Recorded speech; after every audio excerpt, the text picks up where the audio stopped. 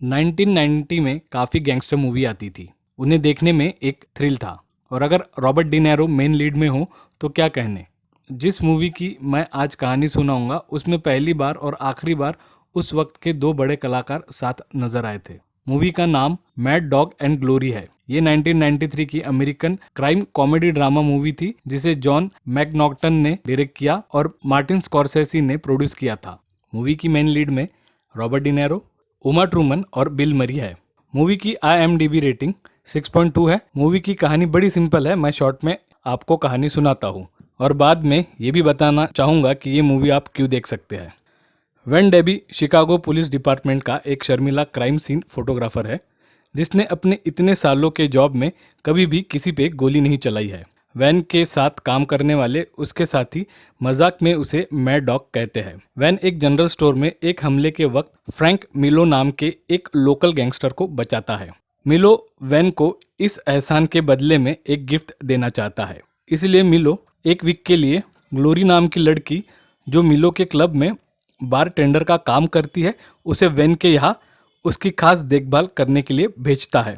Glory उसके यहाँ आती है और वही रहने की जिद करती है। वैन के काफ़ी मना करने पर भी वो नहीं जाती। बाद में उसे पता चलता है कि ग्लोरी के भाई ने मिलो से बहुत बड़ी रकम उधार ली है, वो उसे चुकानी है और अगर ग्लोरी वैन के यहाँ रुक कर उसकी खास ज़रूरतें पूरी करे तो मिलो उसके सारे पैसे माफ़ कर देगा और अगर वो वापस गई तो मिलो उसे कहीं और भेज देगा। वैन ग्लोरी को अपने अपार्टमेंट में रुका लेता है। अब दोनों में अच्छी दोस्ती हो जाती है और दोनों एक दूसरे के प्यार में पड़ जाते हैं।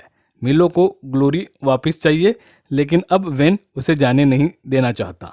मिलो का कहना है कि वैन को ग्लोरी की आज़ादी खरीदने के लिए $40,000 देने पड़ेंगे और वैन को इस बात पर धमकाने के लिए वो गैंग के एक आदमी को वैन के यहाँ उसे मारने के लिए भेजता है। उस गैंग वाले आदमी को वैन का दोस्त माइक खूब पीटता है।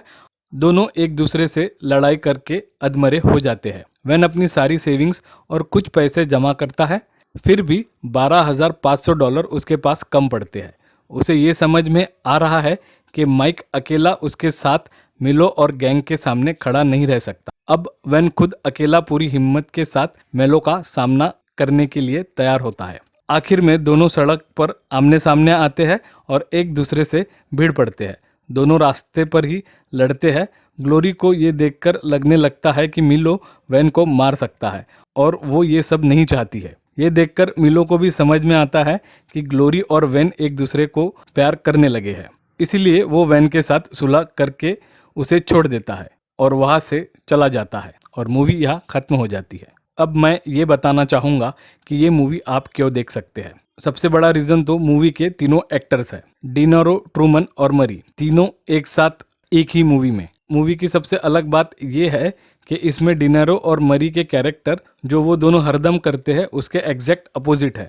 मरी डॉन बने हैं और डिनेरो कॉप, और मूवी का शायद यही USP रहा होगा। मूवी की स्टोरी में शायद इतना मज़ा ना आए लेकिन तीनों का परफॉर्मेंस देखने के लिए ये मूवी एक बार देखी जा सकती है। रॉबर्ट डिनेरो की और भी किसी मूवी की कहानी अगर आप हमारे चैनल पर सुनना चाहते हैं तो कमेंट में ज़रूर लिखें। वैसे बिल मरी की ग्राउंड हॉग डे की कहानी मैं अपने चैनल पर ज़रूर सुनाऊंगा, जिसके लिए आप हमारा चैनल देखते रहिए। वीडियोस को लाइक कीजिए, शेयर कीजिए और चैनल को सब्सक्राइब ज़रूर कीजिए।